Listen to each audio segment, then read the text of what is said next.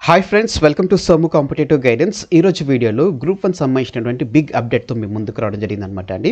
వివరాల్లోకి మనం వెళ్ళినట్లయితే కనుక ఈ ఆర్టికల్ అనేటువంటిది మనకి నమస్తే తెలంగాణ నుంచి రావడం జరిగిందనమాట అండి. గ్రూప్ 1 సంబంధించినటువంటి మెయిన్స్ మూల్యాంకనం పూర్తి అనేటువంటి ఆర్టికల్ మనకి రావడం జరిగిందనమాట. ఫిబ్రవరిలో జిఆర్ఎల్ విడుదల చేస్తారని చెప్పేసి ఇందులో మనకి ఇన్ఫర్మేషన్ అనేటువంటిది వేయడం జరిగిందనమాట అండి.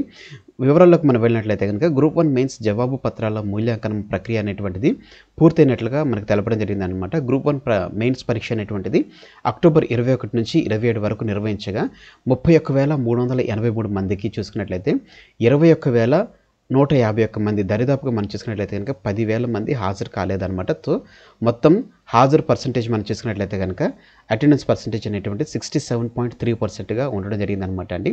ఒక జవాబు పత్రాన్ని ఇద్దరు ప్రొఫెసర్ల చేత మూల్యాంకనం చేయించినట్లుగా మనకి టీఎస్పీఎస్సీ చైర్మన్స్ గారు తెలపడం జరిగిందనమాట అండి. ఇద్దరు మూల్యాంకనం చేయగా సగటు మార్కులను కేటాయించడం జరుగుతుందన్నమాట అండి. అయితే మార్కుల్లో 15% తేడాలుంటే మూడో ప్రొఫెసర్ చేత మూల్యాంకనం చేయించే అవకాశాలు ఉన్నట్లుగా కూడా మనకి ఇందులో తెలపడం జరిగిందనమాట అండి. అయితే ఈ ప్రక్రియ అంతా పూర్తి చేసి ఫిబ్రవరిలో జిఆర్ఎల్ విడుదల చేయనున్నట్లుగా టీఎస్పీఎస్సీ భావిస్తున్నట్లుగా తెలపడం జరిగింది. అయితే ఫలితాలను ఆరోహణ క్రమంలో విడుదల చేయాలని చెప్పేసి కమిషన్ భావిస్తున్నట్లుగా తెలపడం జరిగింది అనమాట అండి. అంటే ఫస్ట్ గ్రూప్ 1 అనేటువంటిది రిలీజ్ చేస్తారు.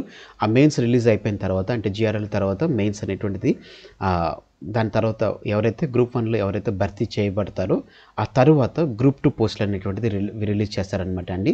ఆ గ్రూప్ 2కి సంబంధించినటువంటి ప్రక్రియ అనేటువంటిది పూర్తయిన తర్వాత గ్రూప్ 3 అనేటువంటిది విడుదల చేస్తారు. ఈ రకంగా చూసుకున్నట్లయితే కనుక ఒకవేళ గ్రూప్ 3లో క్వాలిఫై అయినటువంటి వారికి ఒకవేళ గ్రూప్ 1 పోస్ట్ వచ్చినట్లయితే కనుక వాళ్ళు గ్రూప్ 3 పోస్ట్ను వదిలేసి గ్రూప్ 1 పోస్టులకు వెళ్ళిపోవడం జరుగుతుంది. దీని ద్వారా మనం చూసుకున్నట్లయితే కనుక గ్రూప్ 3లో మరలా ఖాళీలు అనేటువంటిది ఏర్పడుతున్నటువంటి నేపథ్యంలో ఫస్ట్ ఆఫ్ ఆల్ గ్రూప్ 1 నుంచే మనం చేసుకుంటూ వచ్చినట్లయితే కనుక అంటే మనం అసెండింగ్ ఆర్డర్స్లో వచ్చినట్లయితే కనుక గ్రూప్ 1లో ఎవరైతే రాశారో వారు గ్రూప్ 1లో సెలెక్ట్ అయినట్లయితే కనుక వాళ్ళు మరలా గ్రూప్ 2 గ్రూప్ 3 పోస్టులకు వాళ్ళు ఎదురు చూడరు. కాబట్టి గ్రూప్ 1 పోస్టులు ఉన్నటువంటి వారు ఆ పోస్టులో ఫిక్స్ అయిపోతారు. దాని తర్వాత గ్రూప్ 2 పోస్టులు రిలీజ్ చేస్తారు. గ్రూప్ 2 పోస్టులు రిలీజ్ చేసినటువంటి వారు గ్రూప్ 3 పోస్టులకు వెళ్ళరు.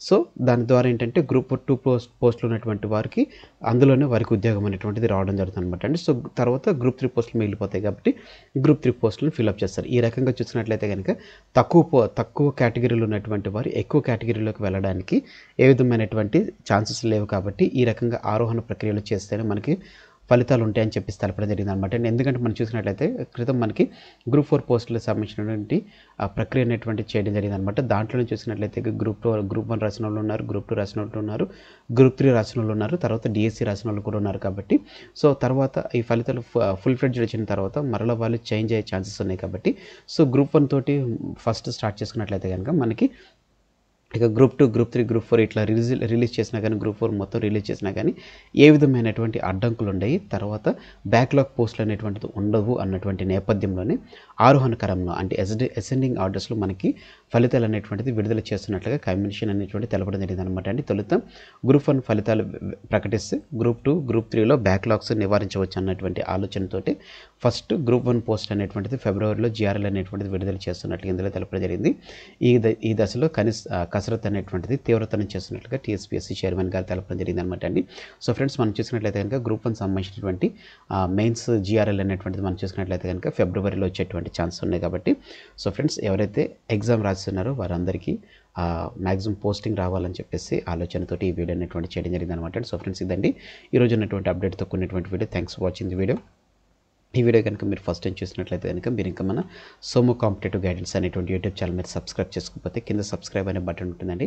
ఆ బటన్ మీరు క్లిక్ చేసిన వెంటనే మీకు పక్కన బెల్ ఐకాన్ పాప్ అవుతుంది. ఆ బెల్ ఐకాన్లో మీరు ఆల్ నోటిఫికేషన్ అని క్లిక్ చేసుకున్నట్లయితే కనుక ఎప్పటికప్పుడు నేను వీడియో అప్లోడ్ చేసిన వెంటనే మీరు మీ డివైస్లో పొందుకోవడం జరుగుతుంది. ఈ వీడియో కనుక మీకు నచ్చినట్లయితే తప్పకుండా లైక్ చేయండి. కింద కామెంట్ సెక్షన్లో మీకు ఏ విధమైనటువంటి డౌట్ ఉన్నా కానీ కామెంట్ చేయడం మర్చిపోకండి. ఈ వీడియోని మీ ఫ్రెండ్స్ అండ్ ఫ్యామిలీస్ రిలేటివ్స్ ప్రతి ఒక్కరికి షేర్ చేయడం మర్చిపోకండి. Thanks for watching the video. Have a nice day. All the best for your exams. Bye.